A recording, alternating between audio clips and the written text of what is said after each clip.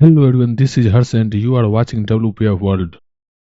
In today's video, I will walk you through the complete process of installing Visual Studio 2026 and configuring it for WPF application development. We will begin by downloading Visual Studio, selecting the correct workloads and completing the installation with the recommended settings for modern .NET desktop development. Once the setup is ready, I will also open an existing WPF application that was originally built using Visual Studio 2022. This will help you understand how project compatibility works and how easily older solution can be opened and upgraded in Visual Studio 2026. By the end of this video, you will have a fully configured development environment and a clear understanding of how to continue your WPF projects in latest version of Visual Studio. Now let's get started. First, you have to install Visual Studio installer. If you already have, then you can open. I already have, so I opened it, and here you can see the message Visual Studio 2026 is here. So I will click on install now. Once I will click on install now, then it will process and it will open one window where we can configure some configuration. Like if you see here, we have option copy workloads, components and setting from previous installation. Use a .vsconfig file. Select workload and component manually. So here in use a .vsconfig file, you can give the path for vsconfig so that once it will install, it will configure with that configuration. And third option is to select the workload manually. But I will select the first option. I already have Visual Studio 2022.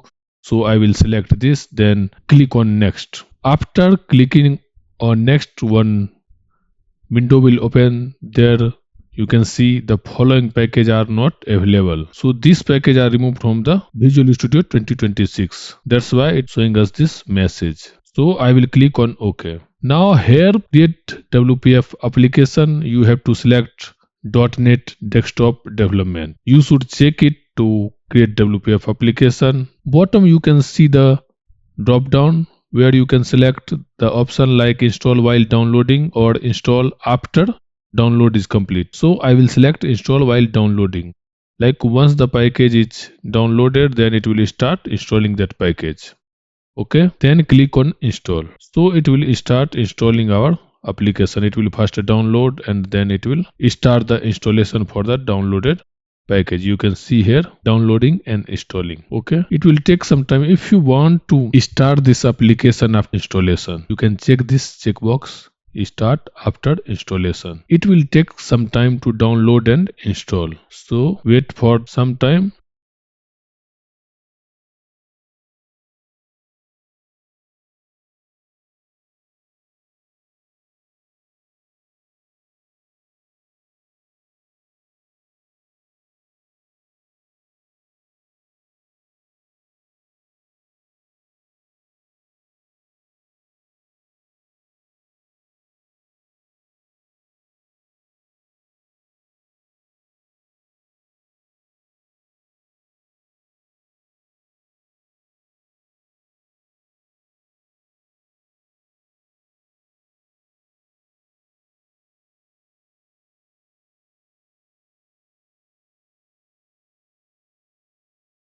And now you can see finishing up. It is showing finishing up.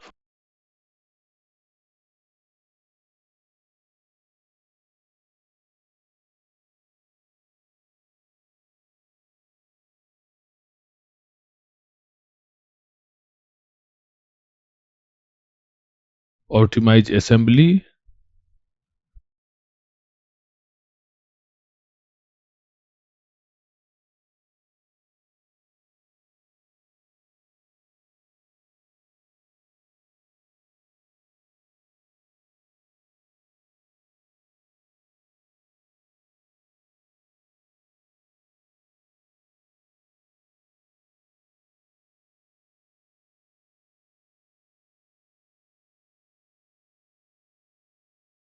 Then cleaning up.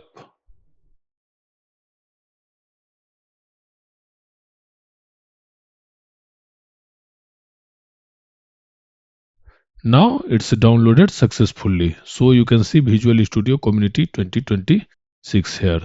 Now we can launch it from here. Click on launch. It will launch the Visual Studio 2026. Here I will click on skip and add account later. Okay, because I don't want to log in now. And here you can select your theme. I will select the light theme, and then I will click on start Visual Studio. So it will take some time and it will start Visual Studio 2026. Now you can see our Visual Studio 2026 is open. Okay, here you can see the default layout for the Visual Studio. Here you can see output window is already there, and GitHub window is there, and here it is showing what's new in our Visual Studio 2026. Now let's try to open the WPF application what we have created in Visual Studio 2022. So here go to file menu and click on open, then select project or solution and go to the solution folder and open this. Select this SLN file and click on open. It will open the application. Here you will get some warning like the upgrade package did not load correctly. Okay, so I will ignore it for now. I will click on yes, and also you can see restarting Visual Studio could help resolve this issue, but I will not restart the Visual Studio. I will click on yes and I will continue. Okay, now you can see our project is loaded successfully. Now let's try to build it. Build is successful. Now let's run the application.